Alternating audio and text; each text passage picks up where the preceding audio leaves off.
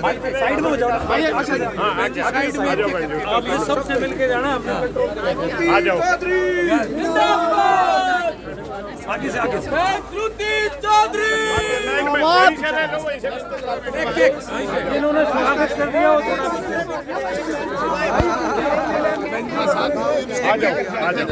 जैसे आप देख रहे हैं कि कितना एक महाउत्सव है, सबकी सब इकट्ठे हैं और इतना उत्साह है लोगों में भाजपा के प्रति।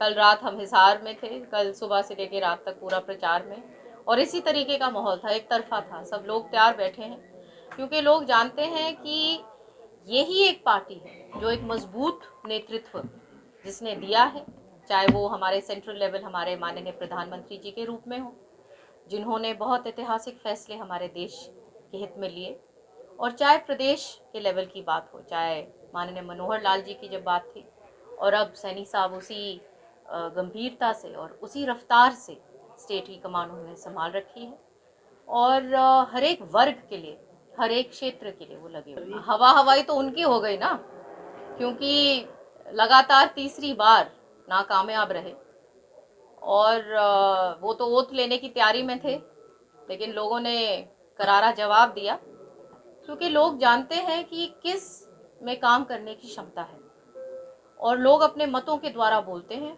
जो उन्होंने लगातार बार बार चांस भाजपा के नेतृत्व को दिया।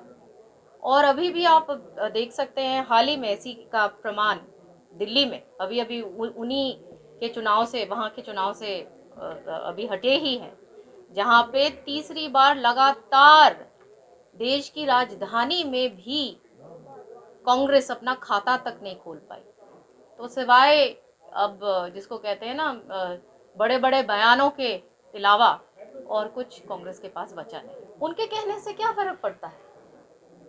उनको तो लोगों ने चांस दिया नहीं, तो उनके लिए तो ये सब कहना अब मजबूरी है, नहीं तो वो अपनी राजनीति फिर कैसे जिंदा कैसे रखेंगे? लोगों ने जवाब दिया है, और राजनीति आज के दिन उस प्रकार की है कि सब समझते हैं सच्चाई को, और उन्हीं लोगों को चांस मिलता है जो काम करने के लिए आते हैं। और भाजपा एक ऐसी पार्टी है जो लगातार, जो नेतृत्व अपना एक डिसिप्लिन पार्टी है, और निर्णय लेने की क्षमता है, लोगों के काम करने की क्षमता है, और जो पार्टी एक डिसिप्लिन तरीके से अपने आप को भी संभाले रखती है, वो लोगों का काम निश्चित रूप से करने के लिए ही आती है। कि वही जो मैंने कहा ना कि उनको एक स्टैंड ले लेना चाहिए, जहां वो आ गए तो फिर ईवीएम ठीक है, जहां नहीं आए वहां ईवीएम ठीक नहीं है,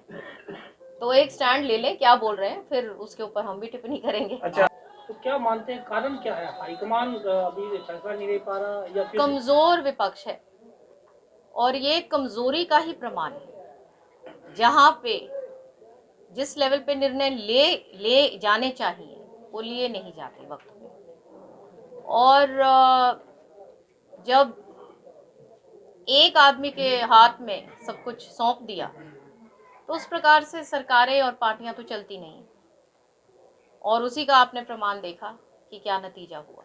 जैसे आपको मालूम है कि सरकार बिल्कुल प्रतिबद्ध है कि विमेन के प्रति, चाहे हमारी रिजर्वेशन की बात हो, चाहे गांव-गांव में जो स्कीम्स की बात हो, इसमें बहुत गंभीर है।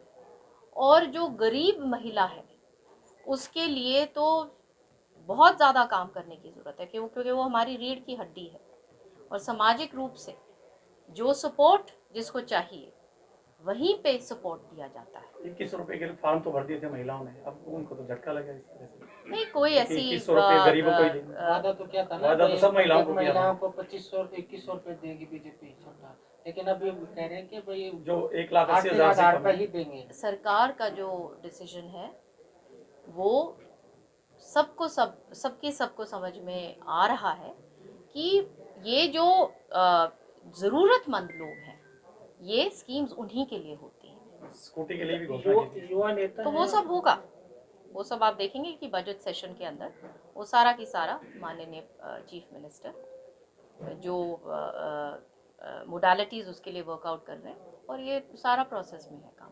आप युवा नेता हैं, कैबिनेट में मंत्री भी हैं, कांग्रेस का भविष्य क्या देख रहे हैं?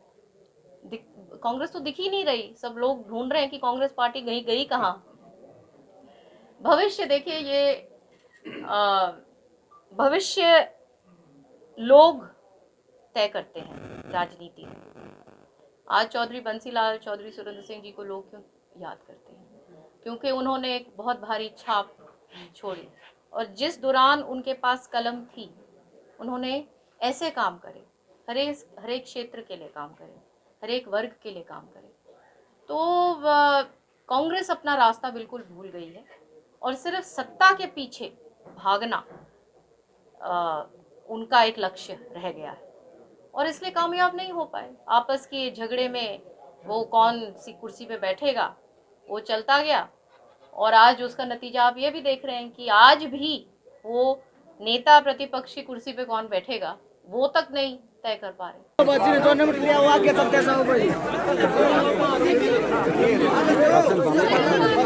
ये सारे